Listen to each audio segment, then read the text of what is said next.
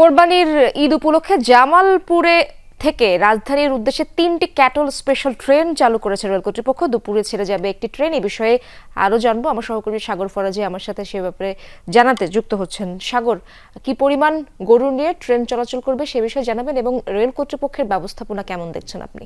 দেখুন, প্রতি বছর এই ঈদুল আজহা উপলক্ষে কিন্তু জামালপুর থেকে গরু বোঝাই ট্রেন কিন্তু রাজধানীতে যায়।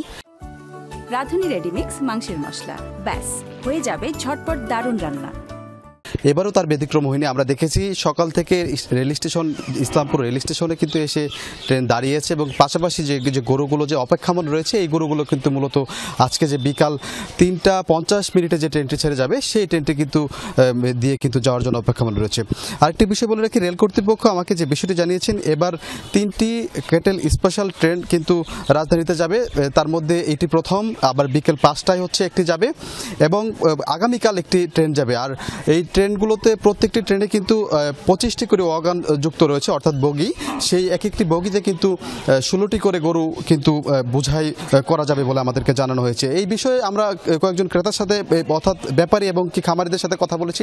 তারা যেমনটি বলেছেন যে ট্রেনে যাত্রা করলে গরু নিয়ে তাদের কিন্তু সুবিধা হয় এবং কি অল্প খরচে কিন্তু ট্রেন যাত্রা করা যায়। সেই সাথে কিন্তু একটি নিরাপত্তার ব্যাপারে কিন্তু ট্রেনে সবচেয়ে ভালো হয়। এছাড়া গরু যে বোঝাই করা হয়, গরু আমরা জানি যে গরু রাজধানীতে যাওয়ার পথে কিন্তু অনেকটাই ভোগান্তি পোহায়, গরু অসুস্থ হয়ে যায়, সেই জায়গা থেকে কিন্তু মুক্তি পাওয়া যায়। তো এই ছিল আমার কাছে। ধন্যবাদ আপনাকে।